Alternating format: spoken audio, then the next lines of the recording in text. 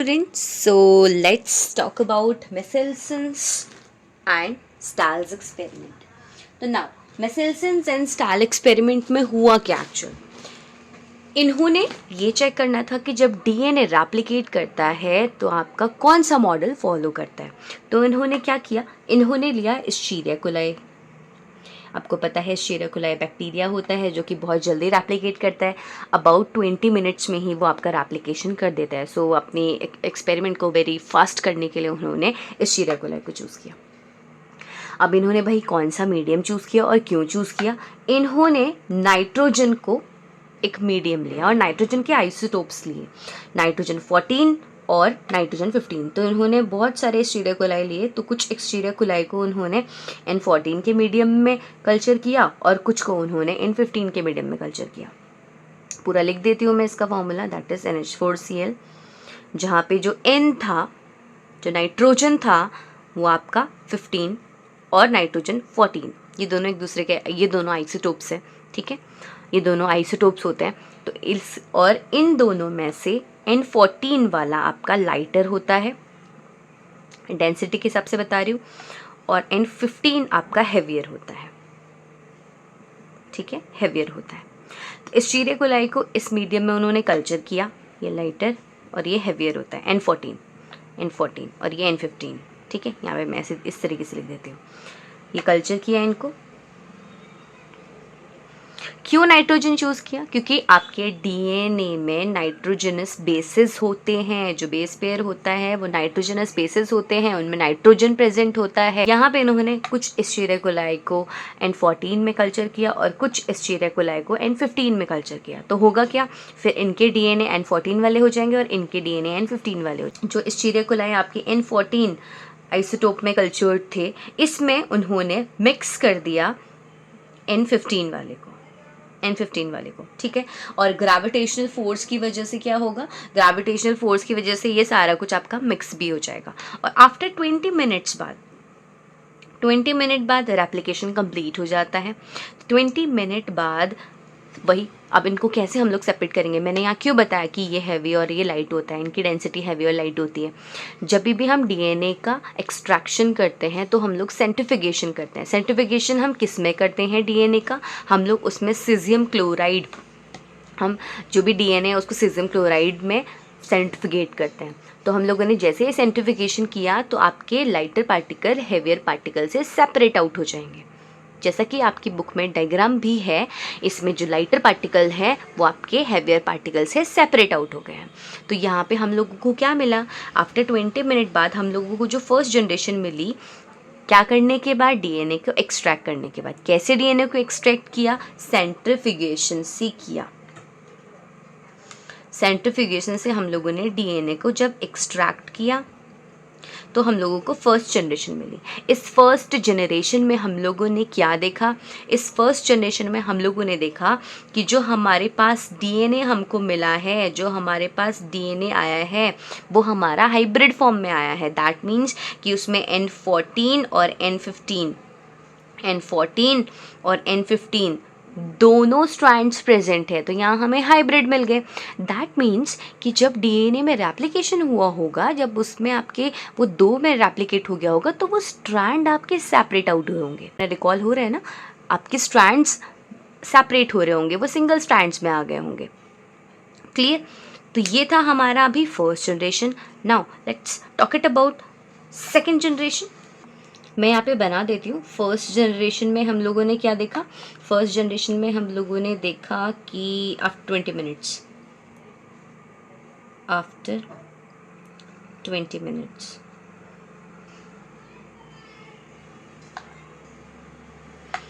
यहाँ पे हमारे N14 और N15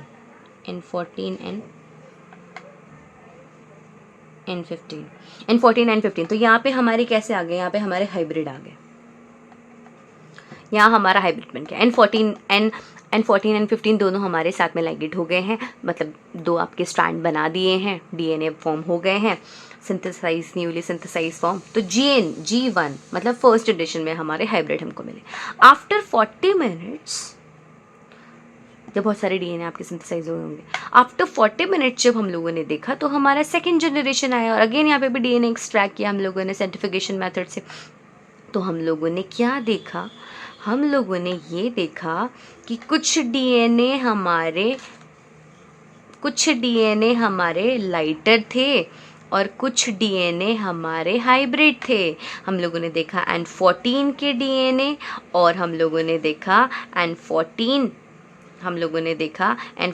एंड N15 के डीएनए। दैट मीन्स हम लोगों ने हाइब्रिड भी देखे।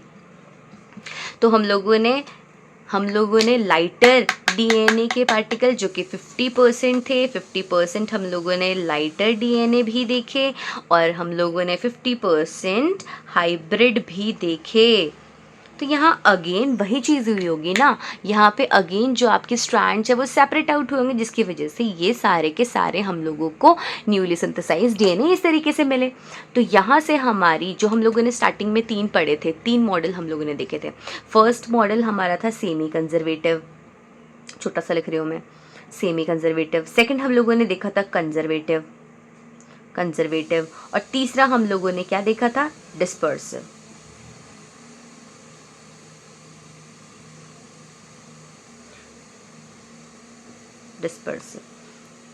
राइट।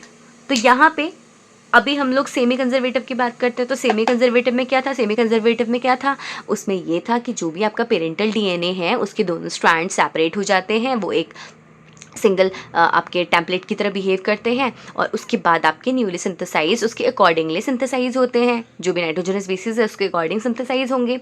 वेयर एज कंजर्वेटिव में हम लोगों ने क्या देखा था, कंजर्वेटिव बोल रहा था कि भाई जो पेरेंटल डीएनए होता है ना वो पूरा एज अ टेम्पलेट बिहेव करता है और फिर उसके बाद नए सिंथेसाइज होते हैं, जिसमें कि हमारा क्या आया था कि एक तो कम्प्लीटली डिफरेंट था और एक एग्जैक्टली सेम था।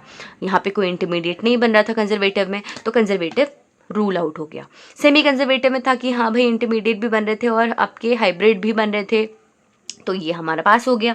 डिस्पर्सिव में क्या था, डिस्पर्सिव बोल रहा था कि भाई जो पेरेंटल डीएनए होता है जब वो आपका रेप्लिकेट करता है तो उसके छोटे सेगमेंट्स और जो न्यूली सिंथेसाइज के छोटे सेगमेंट्स है वो दोनों आपस में मिक्स्ड फॉर्म में आपके आते हैं। तो वहाँ हाइब्रिड तो नहीं बन रहे हैं ना, उसमें सारे के सारे आपके old with the new one, वो भी पीसेस के फॉर्म में प्रेजेंट होंगे।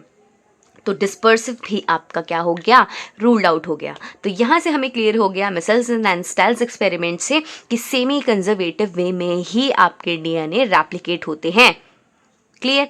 अब यहाँ पे क्योंकि हमको पता है कि सेल के अंदर न्यूक्लियस होता है, न्यूक्लियस के अंदर आपके क्रोमेटिन थ्रेड्स होते हैं, यही क्रोमेटिन थ्रेड जब सेल डिवीजन करते हैं तो ये क्रोमोसोम में कन्वर्ट होते हैं। तो अब यहाँ पे एक और क्वेश्चन आ गया था कि क्या ये क्रोमोसोम, क्या जो इन क्रोमोसोम के अंदर डीएनए प्रेजेंट है, क्या वो भी इस तरीके से ही आपके रेप्लिकेट करते होंगे। तो यहाँ पे जब एक्सपेरिमेंट किया गया था, और ये एक्सपेरिमेंट किया था टाइलर ने और इन्होंने किया था बेसिया फाबा, दैट इज़ द फाबा बीन्स, इसके ऊपर एक्सपेरिमेंट किया गया। तो उन्होंने ये पाया कि हाँ जो आपके क्रोमोसोम के ऊपर डीएनए होते हैं वो भी सेमी कंजर्वेटिवली ही आपके रेप्लिकेट करते हैं। तो आई होप आप लोगों को यहाँ पे मिसेल्सन एंड स्टाल एक्सपेरिमेंट क्लियर हो गया होगा। नाउ अब इसको दोबारा से रिवाइज कीजिए, इसको लिख के ही रिवाइज करना है। जितने भी एक्सपेरिमेंट हम लोगों ने किए हैं उसको बहुत अच्छे से सुनिए, समझिए और प्रैक्टिस कीजिए। Till then take care, bye bye and do revision regularly and ready for the next class. Bye bye.